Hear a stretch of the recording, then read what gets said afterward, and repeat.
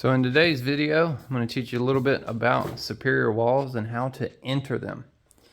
So we're here in the basement. We've figured out where we want to enter the wall, which is here. Now the way these walls are built, from the outside you can't tell. There's only about a 2-inch thick fascia over the whole wall, and then there's like 8 inches of foam. But throughout is going to be columns of concrete that are like 6 inches thick. So when you drill your hole for your water line entry or your electric line entry, I use a little flag, and we're going to poke holes through the wall, and we're going to find areas that are shallow and areas that are deep. So this here is shallow. See right here how we have, I'm going to say this is about 5 inches. So we're going to move over 3 inches, and we're going to poke again. That only went in 2.5 inches. We're going to move over. We're going to poke again. So that one goes in. That one goes in. That one goes in. That one goes in. That one goes in. So I think we had a stud over here. Now the reason for checking the depth of the foam is to see some areas is going to be 6-inch concrete, some areas only going to be 2 inches thick of concrete. So you don't want to actually split the difference and find a support beam where you're trying to drill through and you're cutting, half of it over here and half of it over there. So you want to make sure that you don't find a thick area, and if you can enter it in a thin area, that'd be the best for you. Now, so I'm going to drill from the outside in, but I'm going to show you just how close with my measurement that we're going to get to the center of my mark.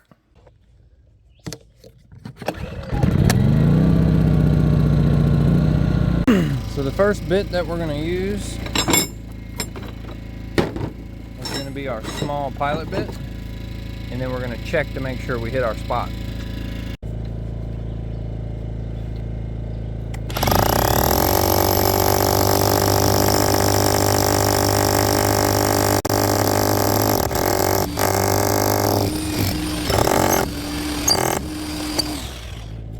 Go. Okay, so we just finished hammer drilling. We're gonna come back in the room and see how close we got to my mud seam. So here's my mud seam. And there's my hole. So I'm pretty much dead on, maybe an inch over. We're gonna go ahead now and take our core bit, and we're gonna go ahead and core that out. It is a 2 1/16 core bit, I believe, or 2 1/8 inch. And the reason why we need that size is because we use a 1.5 inch PVC pipe, and that is our sleeve, but the outside diameter of the 1.5 inch PVC is 2 1/16. So we use that, and it's a nice tight fit. And then we use superior wall sealant to seal around it, and we use some other stuff, and I'll show that to you here shortly.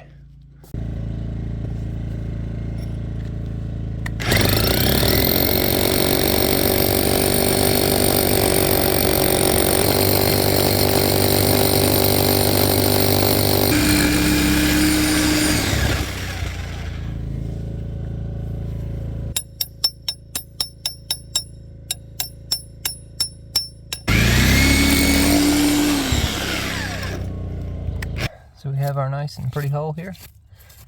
Always try to keep your hammer drill as level as possible so you drill a straight hole. Nothing worse than having a crooked pipe entering the wall. It's just going to put stress on it as the ground settles around your house. Alright, so here is our enlarged hole. And then next step we have to do is either take a Sawzall or a sheetrock saw, and we have to cut a nice big hole out here. Now the reason why we cut such a large hole is to where we can get our caulking gun in here at different angles and seal around the pipe and then seal inside the pipe.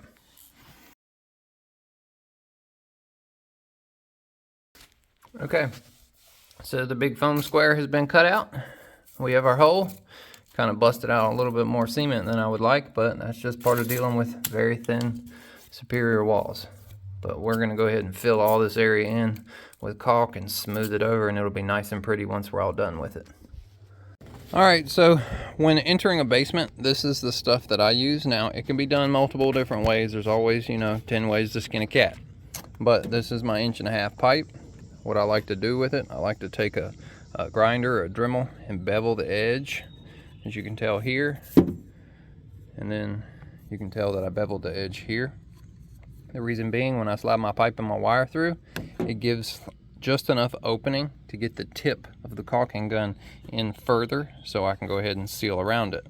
Now, as far as the caulk, this is your number one, NP1. It is a polyurethane sealant, really good stuff. Now, I also recommend getting Fernco's, 1.5 inch Fernco, cut it in half, and then this Fernco here is 1.5 inch by 1.25 inch. That will go on the end, and then you can seal around your pipe and your wire.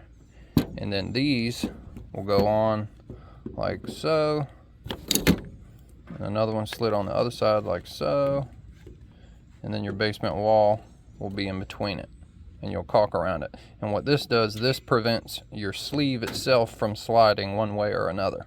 Kind of locks it into place. And then this opening here will have your sealant around it, and you'll mush it, and it'll kind of keep that hole that you drilled through the concrete wall to help seal it and keep it from any rainwater getting in between it. Now, a key thing when doing this, you want this wall nice and clean. You don't want any dirt or any of your dusty stuff, because the caulking will not stick to it.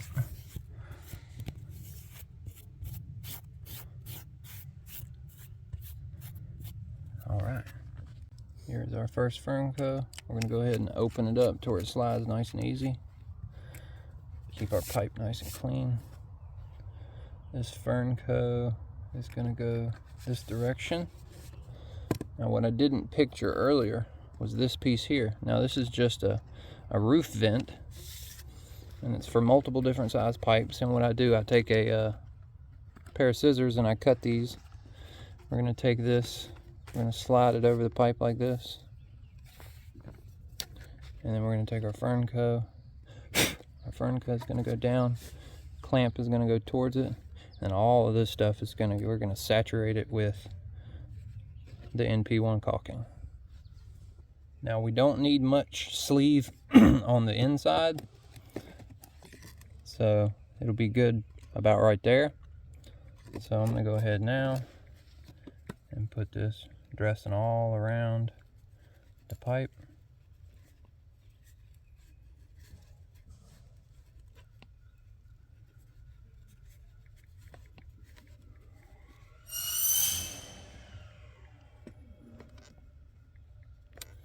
And then, since we have this seal here, we're gonna go ahead and put a nice big old fat ring around it.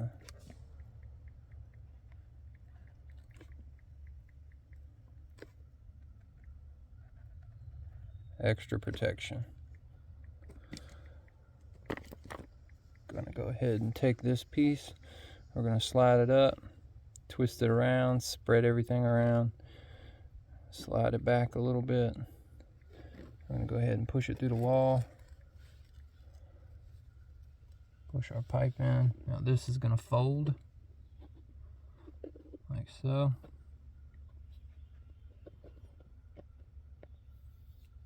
We're gonna push our pipe in, wipe it off our fingers, because this stuff is pretty adhesive. Spread it all around, fill any of the gaps, make a nice seal.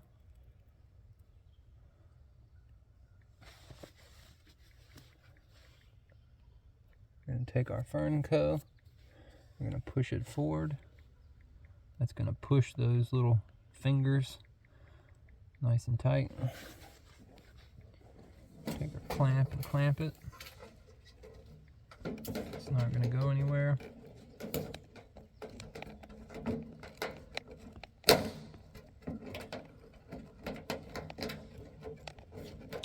Now, I would recommend having someone come out here and hold their hand against the back of this. That way, when you go inside and you push the other Fernco and you do your caulking, it won't push this out of the wall. All right, now that we're inside, we have our sleeve sticking through. You can kind of see that area right there. Not the greatest lighting. Apologize about that. But we're gonna go ahead now And we're just gonna smother this with the sealant. We're gonna push it in the gap, put as much in there as we can. You really can't overdo it. The goal here is to seal this permanently so no rainwater ever enters the basement. And because the homeowner is going to put sheetrock behind this, it's gonna all be sealed. So it would be a nightmare if it did leak. We're gonna come all the way out here, put some. Typically when I do this, I use an entire tube of caulking. All right, that's good. Put a little bit up towards there. And now the next thing we're gonna do is we are going to slide the other firm coat on. Gotta make sure we loosen it.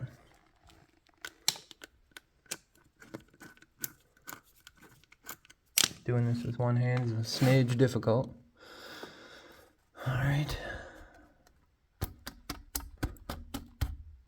So we're just gonna slide it all the way. I have somebody on the other side holding a hand against it. We're gonna push and squeeze it in. Then I'm gonna take my clamp wrench and I'm gonna tighten that clamp.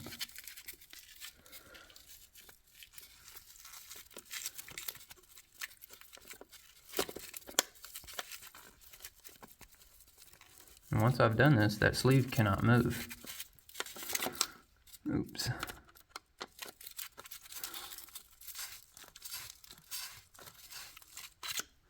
Nice and tight. Okie dokie. Now, a trick. We're gonna use this piece of busted out concrete as a putty knife. Most people might have a putty knife.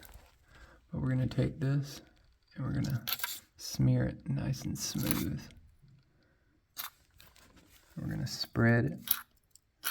Because we busted such of an area out of the superior wall, we want to make sure that if any cracks form in this area, that this stuff will seal it.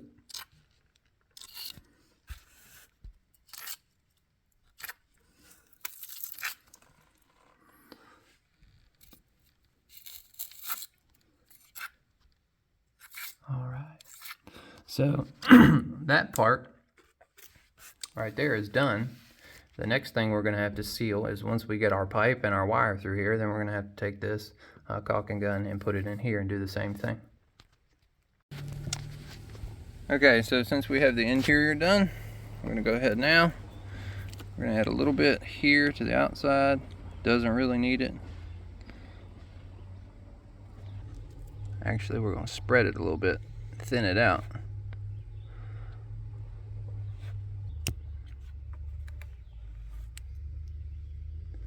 That's on. Go ahead and tighten it up.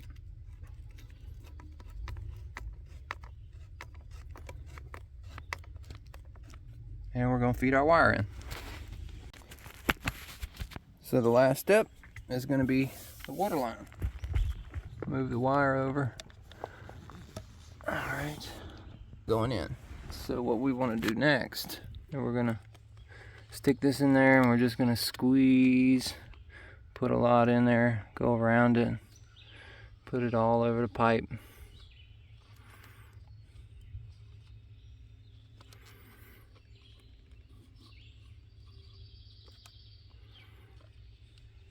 Go down here underneath it, put some, squeeze that full.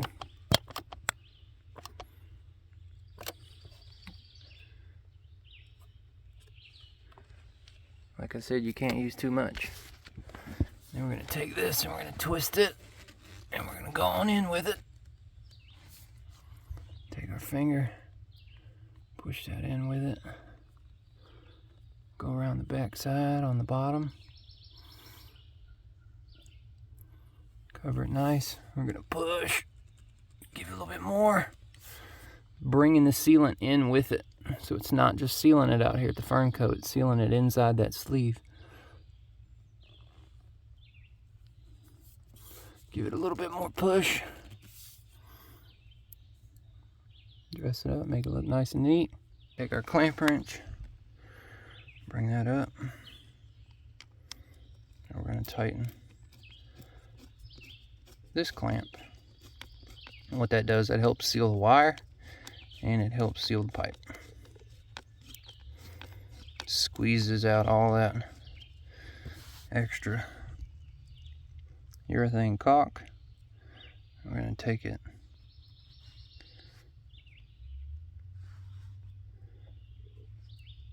go ahead, seal around it.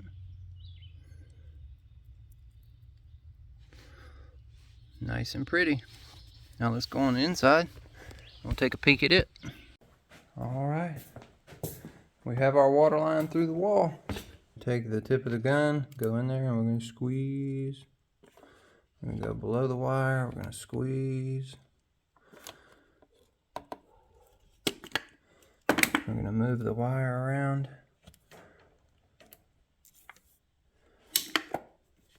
Go on this side. Squeeze it.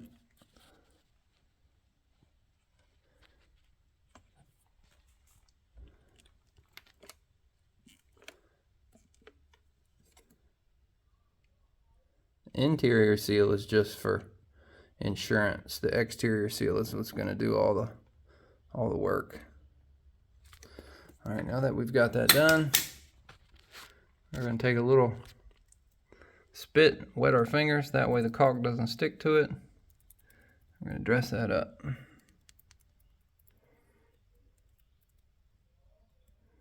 I like to keep the wire on top of the pipe in this situation because the wire itself and the pipe are going to make a vertical run. So if the wire is there, it's already at its spot to make that vertical bend and go straight up. And go ahead and push some underneath it.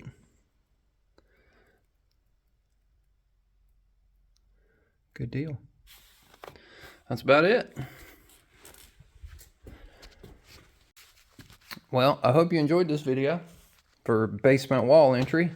Pretty much step by step how I choose to do it. There's multiple ways of skinning a cat, but this is what I found to be the most successful. For years I used hydraulic cement and it would work great for about 4 or 5 years, and then after the ground around the outside of the house would settle, then we would have cracks in the hydraulic cement, and then it would start leaking. So then we'd be forced to dig it up. So the NP1 urethane caulk is by far superior. Now here's somebody else's, and you can just see the gap around it. I mean, that's just uncalled for. See, they didn't cut the foam around it, they just drilled a hole through it. Now this is slightly above grade for the air conditioning system. Wow, it looks like they kinked that right there. No bueno. But my work won't look like that.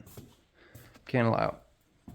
Well, thank y'all for watching my video. Hope you enjoyed it. If you did, give it a thumbs up. If you haven't subscribed, go ahead and hit that subscribe button. I'm trying to get to 100,000 subscribers, and I can't do that without you. Have a good one.